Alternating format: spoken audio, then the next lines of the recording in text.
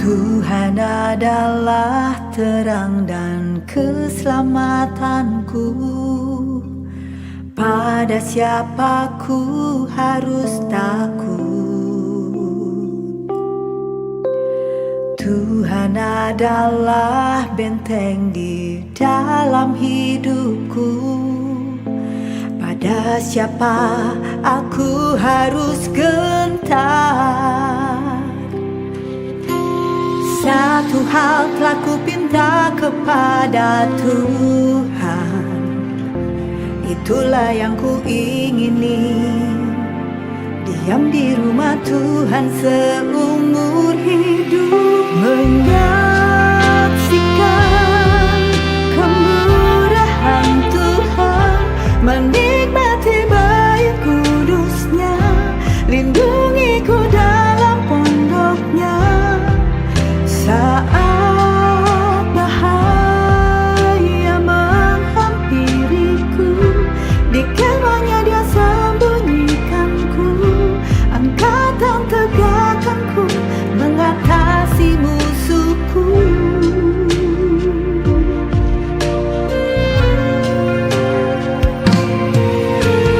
Tuhan adalah benteng di dalam hidupku. Pada siapa aku harus gentar? Satu hal telah ku pinta kepada Tuhan, itulah yang ku ingini, diam di rumah Tuhan seumur hidup, menyaksikan kemurahan Tuhan, menikmati baik kudusnya, lindungi ku dalam pondoknya. Saat bahaya menghampiriku, di kemahnya Dia sembunyikanku, angkat dan tegakkanku, mengatasi musuhku.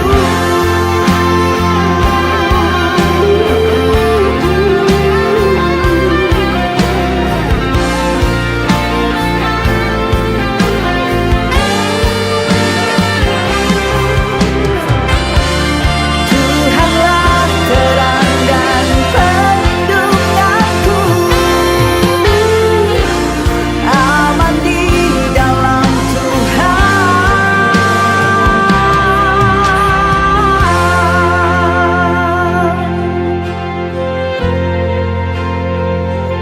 Di kemahnya Dia sembunyikanku, angkat dan tegakkanku, mengatasi musuhku.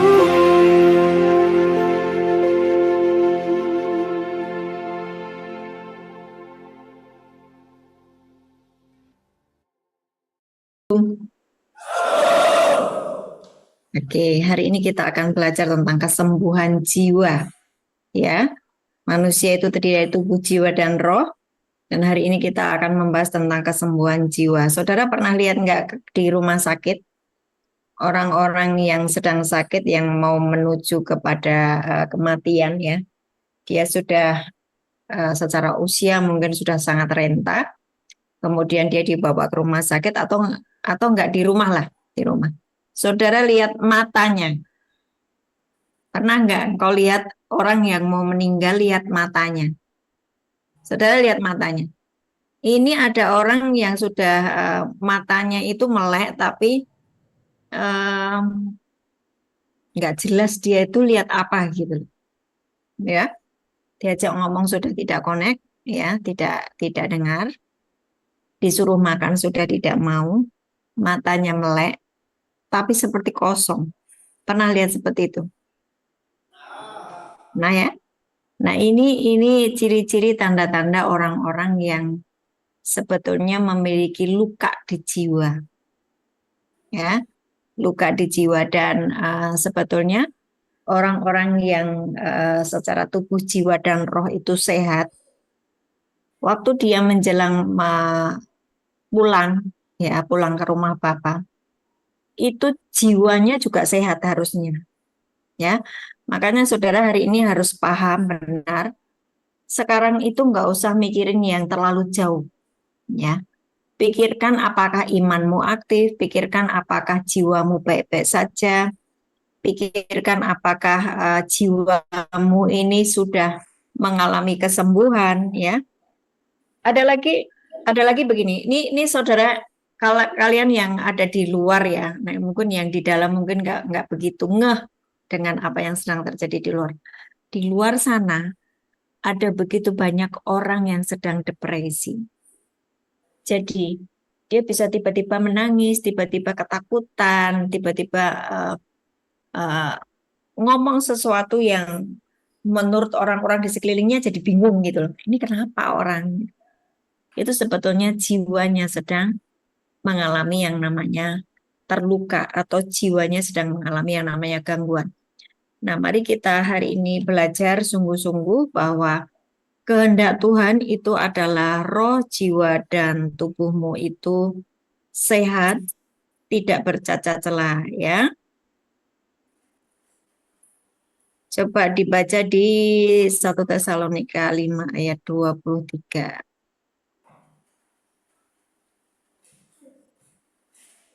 1 Tesalonika 5 ayat 23. Semoga Allah damai sejahtera menguduskan kamu seluruhnya dan semoga roh, jiwa, dan tubuhmu terpelihara sempurna dengan tak bercacat pada kedatangan Yesus Kristus Tuhan kita. Sudah perhatikan. Semoga Allah damai sejahtera menguduskan kamu seluruhnya dan semoga apa? Roh, jiwa, tubuhmu terpelihara sempurna dengan tidak bercacat pada kedatangan Yesus Kristus Tuhan kita. Satu ayat ini, mari itu kita tangkap dan kita masukkan di dalam diri kita. Ngecek di dalam dirimu. Ketika nanti Tuhan datang itu bisa dua, yaitu kamu dipanggil pulang lebih dulu, atau kedatangan Tuhan Yesus yang kedua kali, di mana dia turun dari surga untuk menjumpai mempelainya, kemudian berperang dengan antikris, ya. Dan itu kedatangan Tuhan yang kedua. Itu ada dua macam. Kedatangan yang kedua karena pribadi, ya, sepribadi lepas pribadi. Mungkin besok ada yang sudah meninggal atau setahun lagi ada yang pulang, kan gitu ya. Itu berarti kedatangan Tuhan Yesus secara pribadi. Dia harus menghadap kepada Tuhan. Nah, apa kata Alkitab? Ketika engkau ketemu Tuhan, perintahnya adalah roh, jiwa, dan tubuhmu terpelihara sempurna. Sementara hari ini, saudara lihat, ada begitu banyak orang yang sedang terluka. Terluka apanya? Jiwanya. Kenapa mereka terluka jiwanya? Penolakan, pengkhianatan, kemudian kepahitan, ada lagi kegagalan, kehilangan, ya. Semua itu membuat jiwa itu terluka. Nah, waktu jiwa terluka dan tidak mau disembuhkan, dan dia tidak memegang 1 Tesalonika 5 ayat 23 tadi, bahwa ternyata yang namanya roh, jiwa, dan tubuhku harus kedapatan tidak bercacat celah menjelang Yesus datang. Engkau tidak memperhatikan itu. Ketika hatimu terluka karena pengkhianatan, hatimu terluka karena kegagalan, kehilangan, kepahitan, dan dosa yang belum dibereskan, jiwamu terluka. Nah, waktu jiwamu terluka, ini runyam, saudara. Semua janji-janji Tuhan yang sudah ditulis di dalam Alkitab, dia tidak bisa mengaksesnya karena jiwanya terluka. Nah, orang yang jiwanya terluka bisa nggak pergi ke gereja? Bisa. Bisa nggak melayani? Bisa. Bisa nggak aktif di dalam pelayanan kemana-mana? Bisa. Tetapi membawa jiwa yang luka. Dan itu Tuhan tidak berkenan. Dampaknya, kalau dia pelayan, kalau dia hamba Tuhan, dia tidak efektif bagi kerajaan surga. Contoh ya, contoh saya kasih contoh. Katakanlah ada seorang hamba Tuhan, ya, dia tidak berfungsi sebagai seorang ibu karena hamba Tuhannya ini kan laki-laki, terus istrinya ini disebut juga hamba Tuhan karena dia juga sekolah Alkitab, ya, dia juga hamba Tuhan sama-sama melayani. Tetapi si hamba Tuhan yang perempuan ini karena terluka masa kecilnya pernah dibuang, ya, kemudian masa dewasanya dia banyak mengalami penolakan, kemudian ketika menikah tidak bisa berbicara dengan nyaman dengan suaminya. Dia mengalami yang namanya keterlukaan, terluka dari kecil sampai dengan dia menikah. Dampaknya, saudara tahu nggak? Pelayanannya menjadi sangat tidak efektif. Menjadi hamba Tuhan yang miskin, menjadi hamba Tuhan yang tidak produktif, menjadi hamba Tuhan yang dia tidak akan bisa berbicara tentang kelimpahan. Yesus memberikan hidup yang berkelimpahan, dia nggak akan bisa khotbah itu. Karena dia nggak limpah. Sampai sini saudara ngerti ya betapa ngerinya jika luka hatimu itu nggak sembuh. Sekarang ini tadi cerita tentang hamba Tuhan ya. Hamba Tuhan itu ketika dia terluka, dia tidak bisa berkata bahwa Yesus datang memberimu hidup-hidup yang berkelimpahan. Orang yang terluka tidak mungkin bisa limpah. Orang yang hatinya terluka, hidupnya tidak bisa limpah. Limpah tidak hanya bicara tentang keuangan, ya, tidak hanya bicara tentang yang namanya uangnya banyak, rumahnya banyak, enggak. Limpah itu bicara banyak aspek. Hatinya penuh dengan damai sejahtera, limpah. Hatinya penuh dengan kasih, limpah, sehingga dia bisa mengasihi. Hatinya penuh dengan sukacita, sehingga dia tidak terpengaruh dengan apapun yang dia lihat, yang dia rasakan. Hatinya memutuskan untuk tetap sukacita. Itu namanya limpah. Tadi saya cerita tentang hamba Tuhan. Sekarang saya akan bongkar cerita tentang, katakanlah saudara ini seorang bisnismen. Ya. Seorang bisnismen nggak usah yang tinggi-tinggi lah.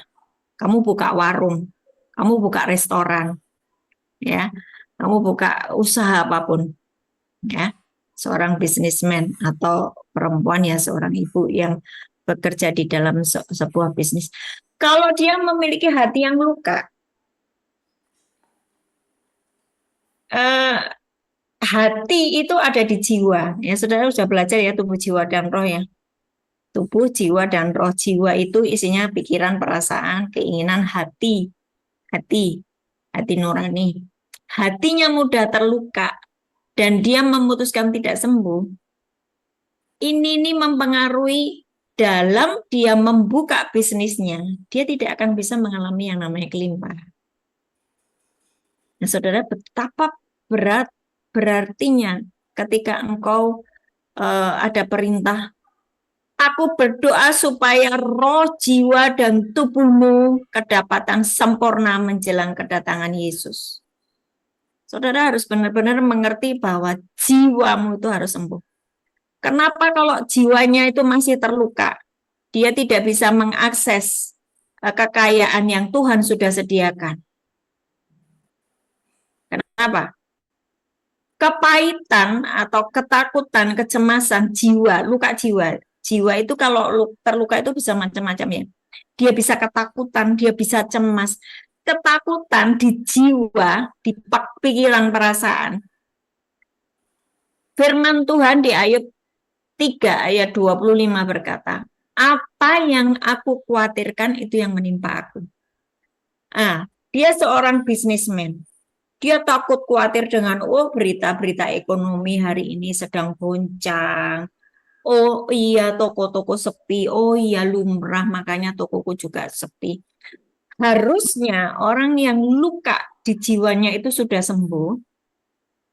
Jiwa yang isinya pikiran, perasaan, keinginan, kehendak hati nurani diselaraskan dengan firman Tuhan, dengan apa kata Tuhan.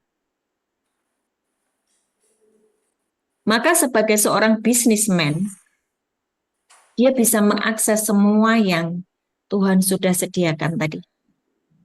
Nah, betapa pentingnya kesembuhan jiwa.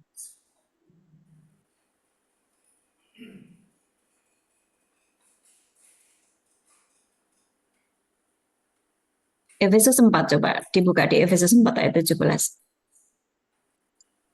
Jiwa itu isinya pikiran, perasaan, keinginan. Ya, jiwa itu isinya pikiran, perasaan, keinginan, hati nurani. Nah, ini ayat 17 ya. Sebab itu kukatakan dan kutegaskan ini kepadamu di dalam Tuhan. Jangan hidup lagi sama seperti orang-orang yang tidak mengenal Allah dengan pikirannya sia-sia. Jiwa. Pikirannya itu ada di jiwa. Ya. Pikirannya sia-sia. Saudara bisa duduk di sini, di dalam ruang gereja, tapi pikiranmu bisa kemana-mana, mikirin utang, mikirin rumah tangga, mikirin nggak fokus pada benih firman yang sedang disampaikan. Itu artinya bahwa engkau tidak menjaga jiwamu. Ya, pikiran yang sia-sia. Nah, pikiran yang sia-sia, kenapa bisa orang itu punya pikiran yang sia-sia? Galatia, bukan, Efesus 2 ayat 1, coba Efesus 2 ayat 1. Efesus 2 ayat 1. Saya mau kalian sekarang berusaha untuk mengurusi jiwa kita ya. Karena kita nggak tahu loh, tiba-tiba nanti Tuhan itu mau panggil kita. Kita nggak tahu. Pastikan bahwa jiwamu itu sudah selaras dengan firman Tuhan. Jiwa itu isinya pikiran, perasaan, hati nurani, ya, kehendak, emosi. Kamu dahulu sudah mati karena pelanggaran dan dosa-dosamu. 2, kamu hidup di dalamnya karena kamu mengikuti jalan dunia ini, karena kamu mentaati penguasa kerajaan angkasa, yaitu roh yang sekarang sedang bekerja di antara orang-orang durhaka. Nih, kenapa Tuhan memerintahkan jangan punya pikiran yang sia-sia? Waktu engkau memiliki pikiran yang sia-sia, contohnya pikiran sia-sia itu apa sih? Pikiran cabul, pikiran-pikiran sakit hati, pikiran memikirkan hal-hal di masa lalu, hal-hal yang tidak penting gitu loh. Kamu memikirkan sakit hatimu, kamu memikirkan segala sesuatu yang sudah engkau ampuni, kamu pikir-pikir lagi. Membuat yang namanya jiwa ini dicengkeram oleh roh-roh di udara.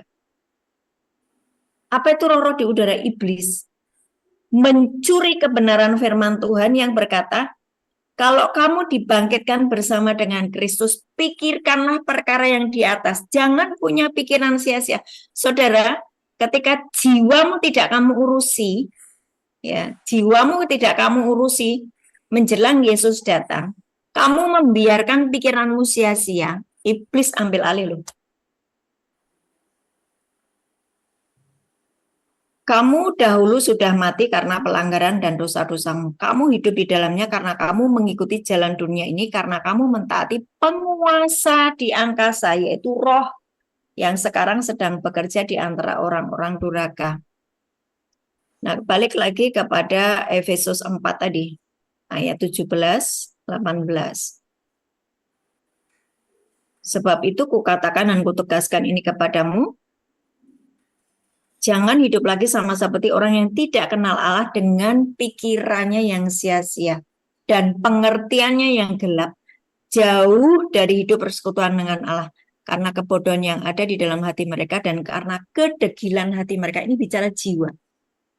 Saudara, kalau firman Tuhan berkata ampuni, saudara harus sungguh-sungguh mengampuni.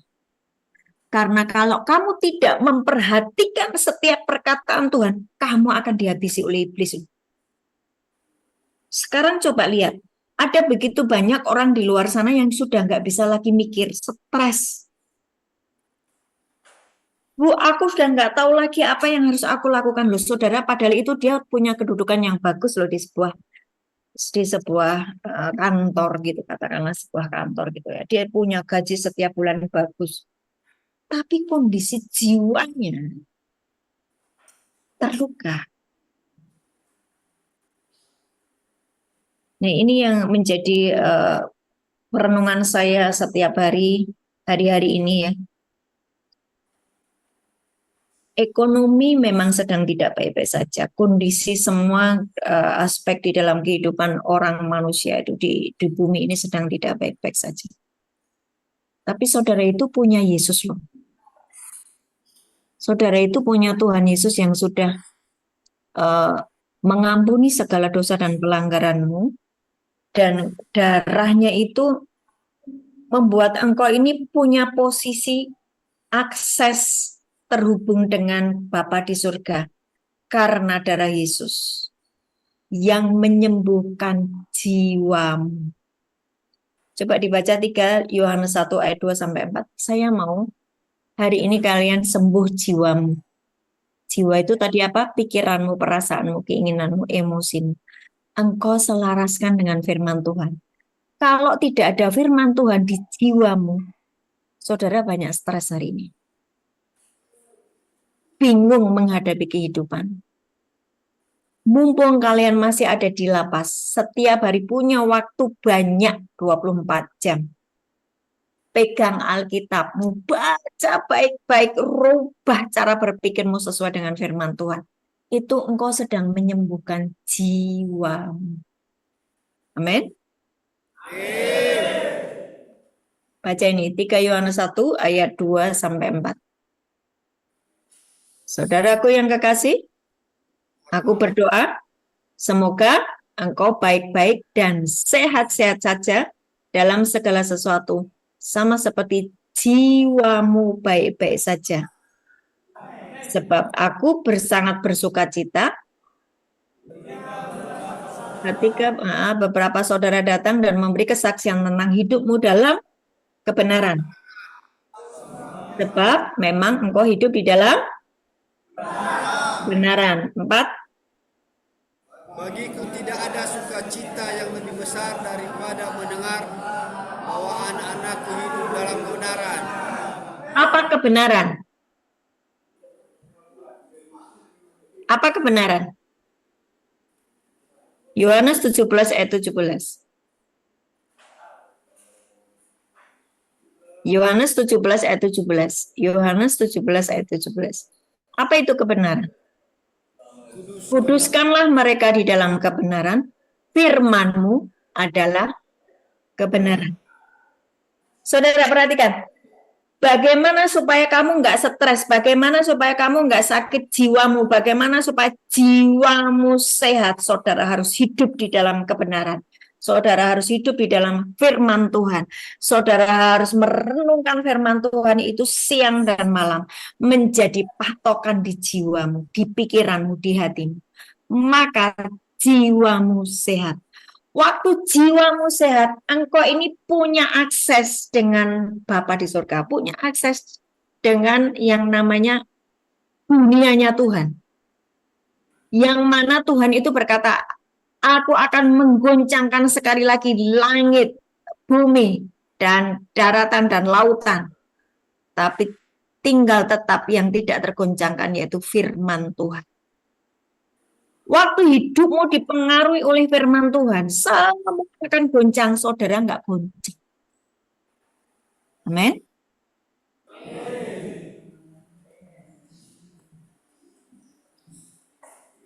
Saudara bisa hidup seperti zaman Elia. Ya, zaman Elia itu Elia mengalami yang namanya ketakutan, terus dia pergi dan dia ditanya sama Tuhan, kamu ngapain? Aku sedang kecewa. Nah, sementara Tuhan itu masih punya banyak agenda atas Elia.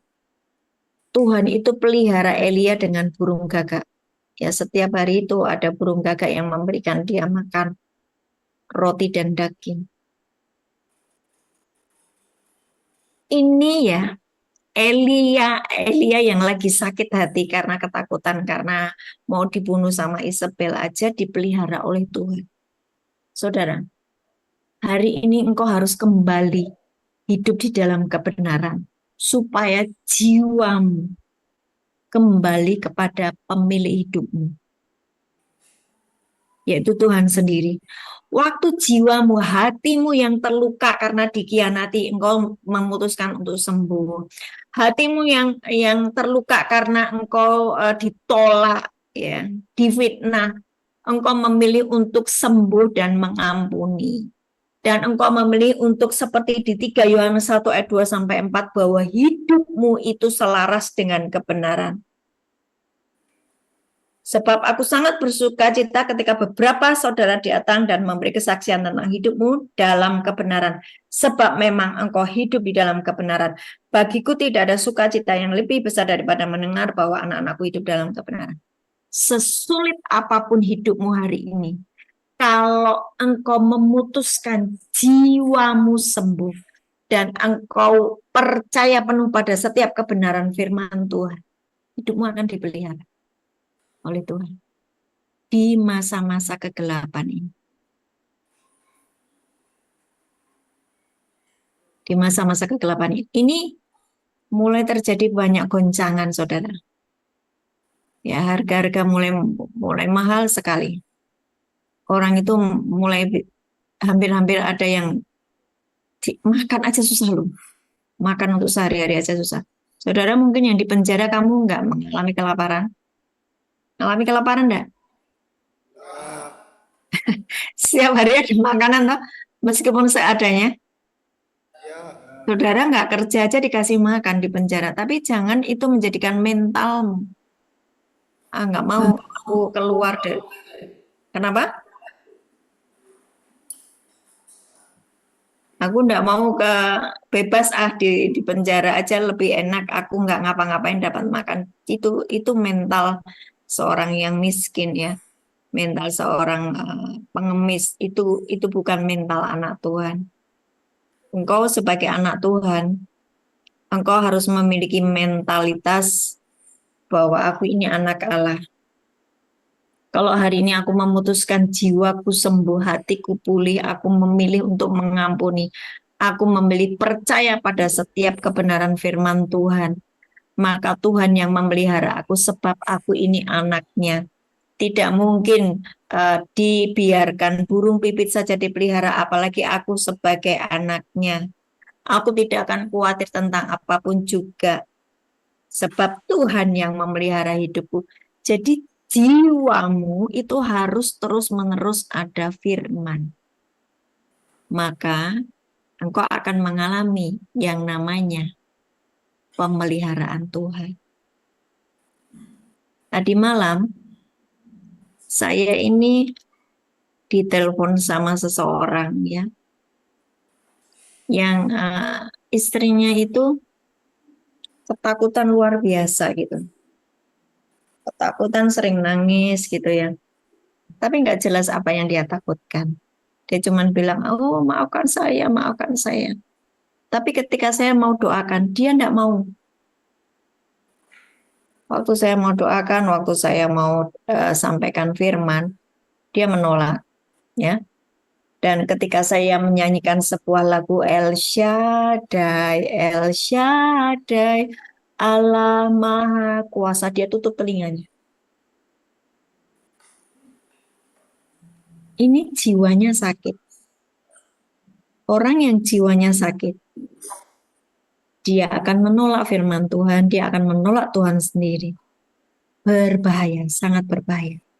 Saya berpesan, mumpung kalian masih baik-baik saja, peliharalah jiwamu dengan kebenaran firman Tuhan. Amin.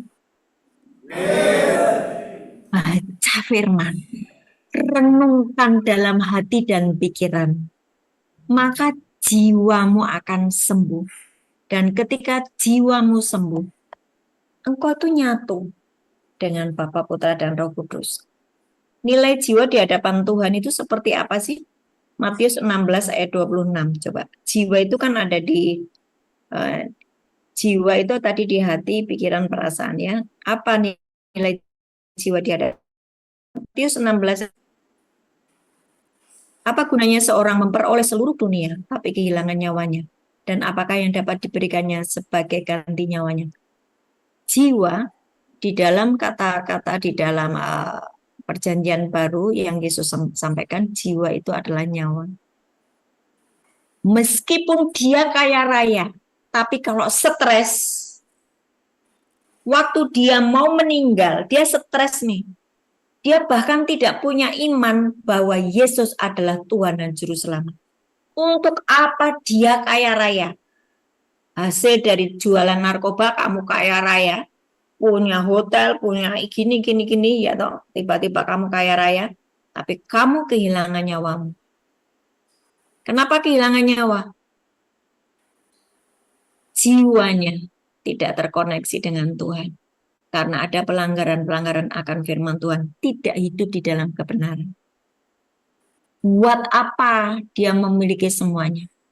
Tapi jiwanya hilang, nyawanya hilang. Ya.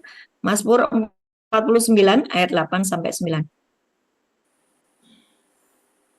Hari-hari ini saya terus akan mengingatkan kepada kalian untuk mengecek dirimu sendiri-sendiri. Karena kita nggak tahu kapan kita menghadap Tuhan ya. Mazmur 49 ayat 8 sampai 9. Tidak seorang pun dapat membebaskan dirinya atau memberikan tebusan kepada Allah ganti nyawanya. Karena terlalu mahal harga pembebasan nyawanya dan tidak memadai untuk selama-lamanya. Ini Daud ngomong seperti ini. Di perjanjian baru, nyawamu itu seharga darah Yesus. Jiwamu itu seharga darah Yesus. Mengerti maksudnya? Yesus mati mengampuni segala dosa dan pelanggaran, segala stresmu, segala ketakutanmu, kekhawatiranmu, segala dosamu yang membuat engkau ketakutan, kecemasan. Yesus membayar lunas nyawamu. Nyawamu itu sudah dibeli oleh Yesus. Nyawamu itu jiwamu. Jiwamu itu isinya pikiran, perasaan, emosi, kehendak. Kalau kamu, nyawamu sudah dibeli oleh Yesus, berarti kamu tidak punya hak atas nyawamu. Yang punya hak adalah Yesus.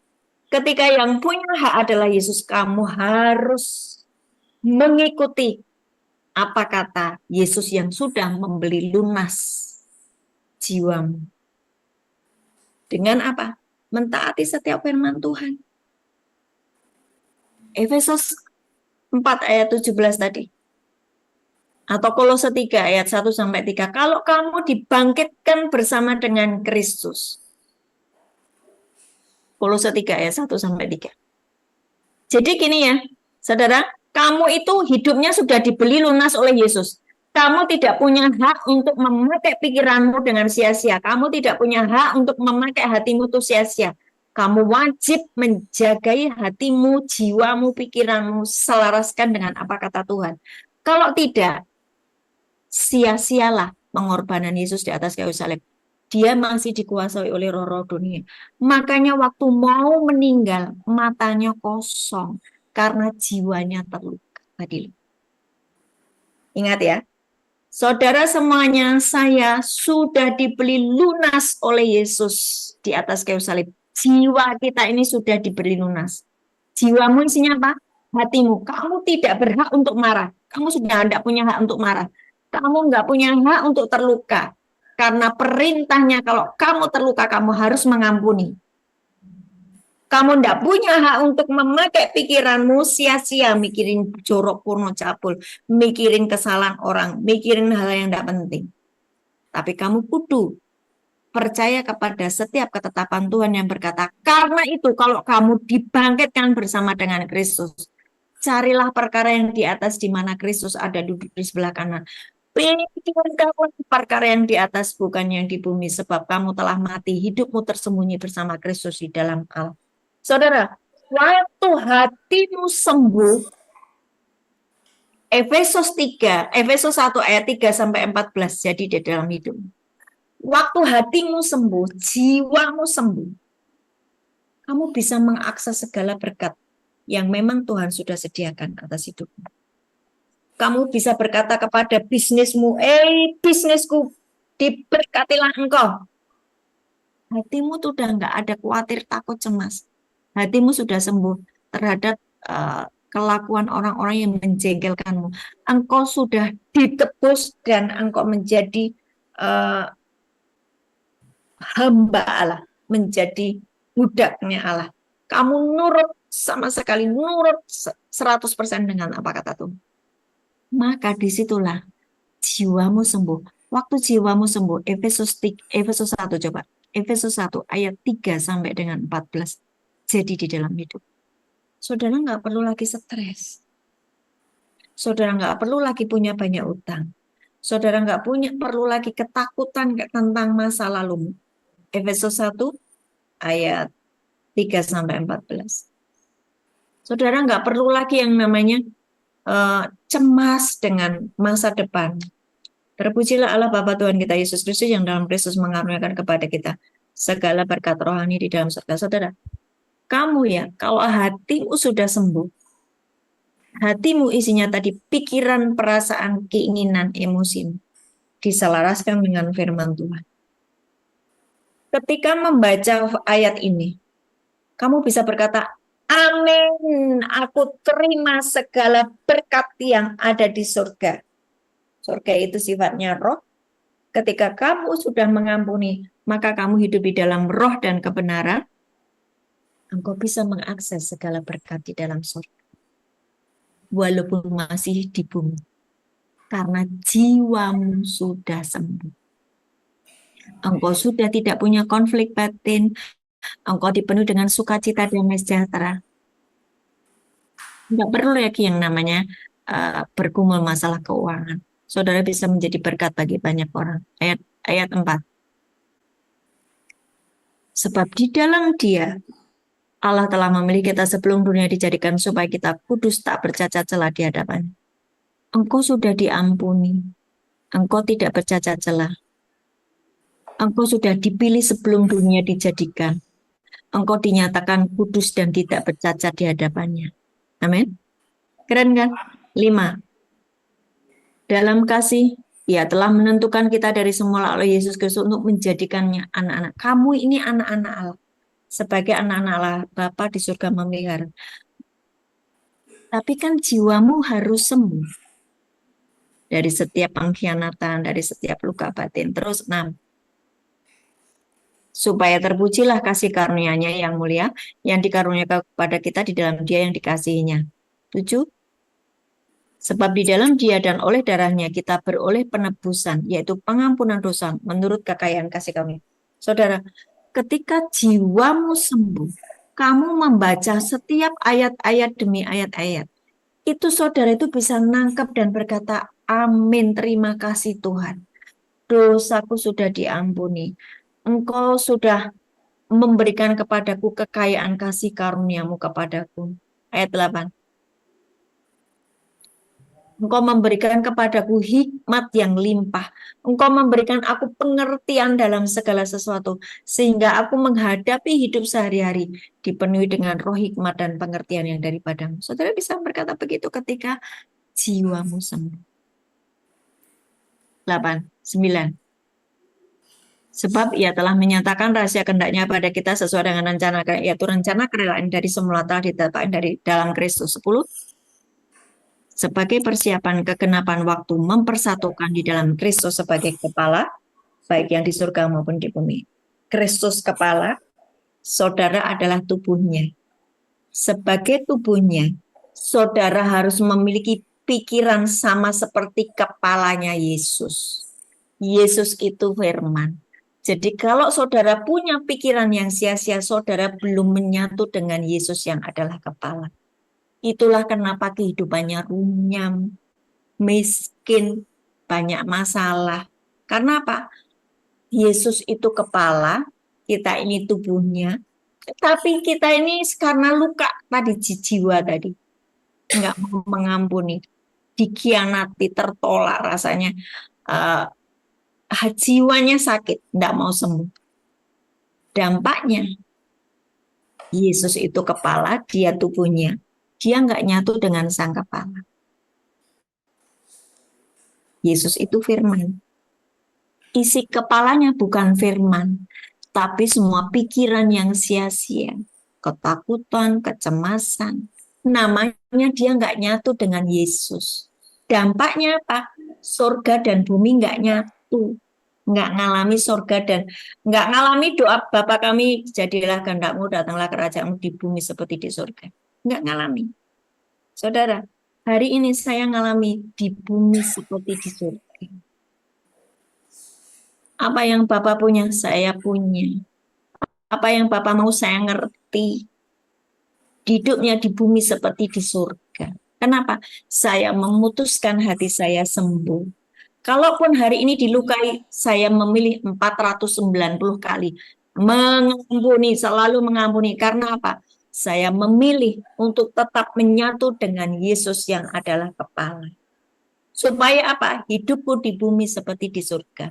Waktu jiwamu sembuh, saudara akan mengalami yang namanya kemuliaan Tuhan, berkat Tuhan, dan kelimpahan penyediaan yang dari Tuhan. Ayat 11. Sebentar kita selesai. Aku katakan di dalam Kristus, karena di dalam Dialah kami mendapat bagian yang dijanjikannya.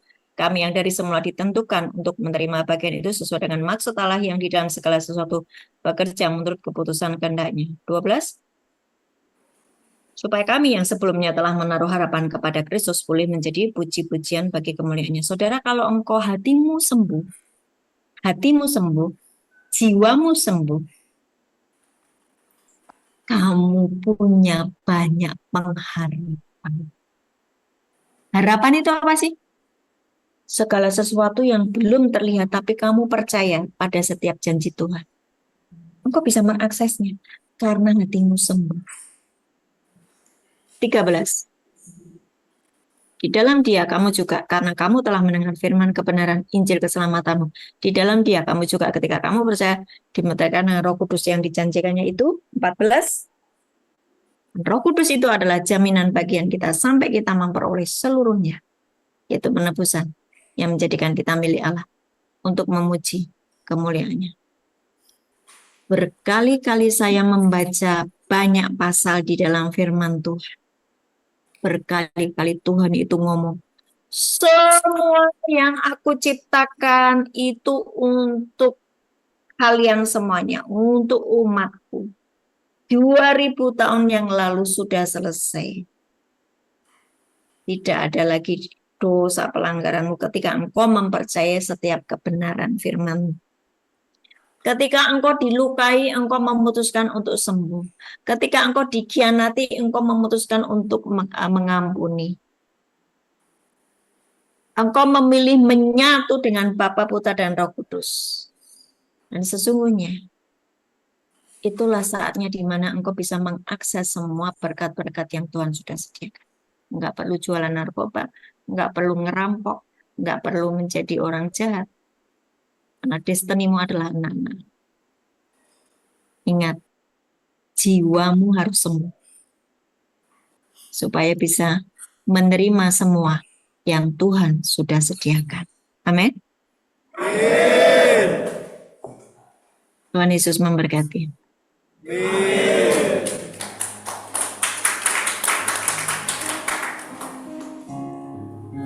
Coba saudara bangkit berdiri. Kalau engkau masih ada trauma itu termasuk jiwamu nggak sembuh. Trauma. Jadi kamu di masa-masa lalu masih teringat bagaimana orang menganiayamu, bagaimana engkau menerima ketidakadilan, bagaimana orang-orang mengkhianatimu. Engkau masih trauma di situ. Hari ini putuskan untuk sembuh. Amin. Kalau engkau pernah dikhianati seseorang dan engkau masih marah hari ini, putuskan untuk sembuh. Amin.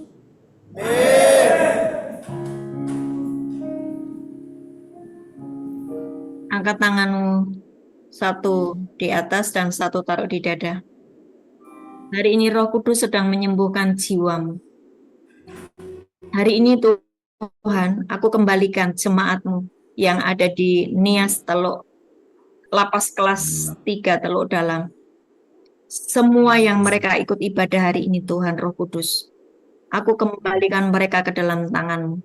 Sembuhkan luka batin mereka Tuhan. Berikan hati yang baru sesuai Yesaya 36 ayat 26-27. Tuhan memberikan kepadamu hati yang baru, roh yang bersih. Jiwamu sembuh hari ini. Ketika jiwamu sembuh dan percaya kepada setiap kebenaran firman Tuhan, jiwa dan rohmu sempurna.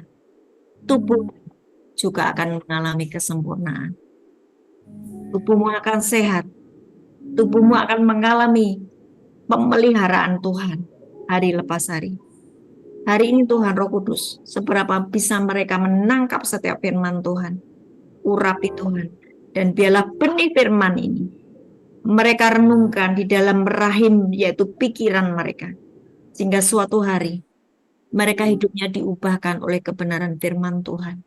Tidak lagi hidup di dalam luka batin, tidak lagi hidup di dalam kebencian, kemarahan, tapi hidup di dalam sukacita, damai sejahtera. Hidup di dalam pemeliharaan Tuhan sendiri. Sembuh hatimu di dalam nama Yesus. Sembuh jiwamu hari ini. Tidak ada yang stres, tidak ada yang gila.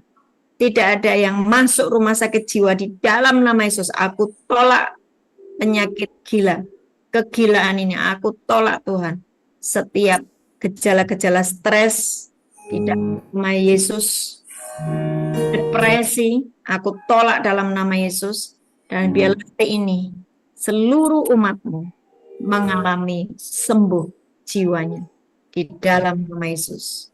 Dan biarlah roh, jiwa, dan tubuhnya sempurna dalam nama Yesus. Angkat tanganmu, terima berkat. Tuhan memberkatimu dan melindungimu. Tuhan menyinari engkau dengan wajahnya dan memberi engkau kasih karunia. Tuhan menghadapkan wajahnya kepadamu dan memberi engkau damai sejahtera. Amin. Amin. Amin.